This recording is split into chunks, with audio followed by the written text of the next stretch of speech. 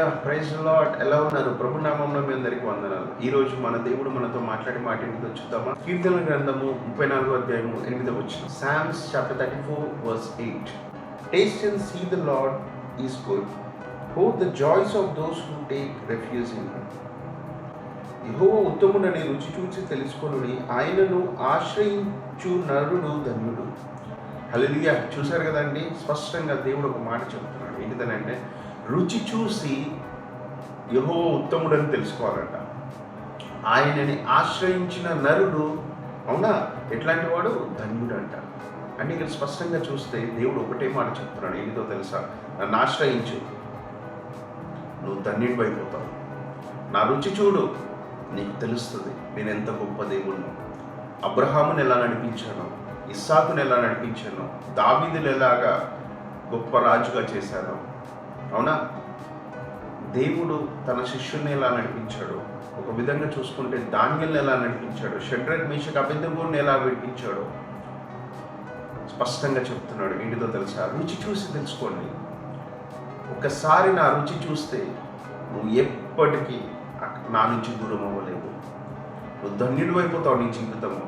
ఇప్పుడు ఎంత దరిద్రమైన పరిస్థితుల్లో ఉందా, నన్ను రుచి చూడు, నా దగ్గరికి రా, నేను నీ పట్ల ఆ మేలులతో నింపి ఆ సమస్యల్ని, ఆ బాధల్ని తీసేస్తాను. అవునా?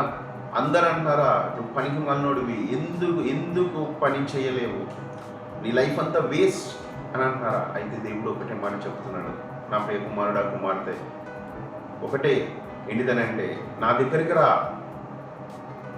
నీ జీవితాన్ని గొప్ప జీవితముగా మార్చి ఒక గొప్ప ధన్యతని నేను ఇస్తాను, నిన్ను బలముగా నడిపిస్తాను, అనేకులకు ఒక బెస్ట్ ఎగ్జాంపుల్గా నిన్ను పెడతాను. ఎప్పుడు కూడా తలగానే పెడతాను, ఎక్కడ నేను తోకగా పెట్టను. నన్ను రుచి చూడు. ఈ గొప్ప జీవితాన్ని నీ కొరకు నేను సిద్ధపరిచిన ఈ గొప్ప జీవితము ఎదురు చూస్తుంది. రా, గొప్ప మేలును పొందుకోవటానికి సిద్ధపడి రా. నేనున్నాను, నిన్ను బలంగా నడిపిస్తాను, గొప్ప కార్యాలు నీ జీవితంలో నేను చేస్తాను. ధైర్యముగా, అవునా, నన్ను నమ్ము, నా రుచిని చూడు, గొప్ప కార్యము నీ పట్ల జరగబోతుంది, ఒక గొప్ప ధన్యత రాబోతుంది.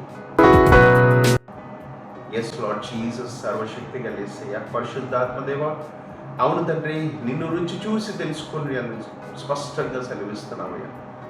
నిన్ను ఆశ్రయించిన వాడు ధన్యుడు అంటున్నావు.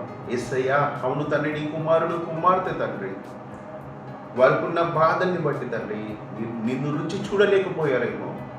యేసయ్యా, ఇప్పుడు ఆశపడుతున్నారయ్యా, అయ్యా నాకు రుచి చూపించు అని వేడుకుంటున్నారయ్యా. నువ్వు వారికి నీ రుచిని చూపించండి.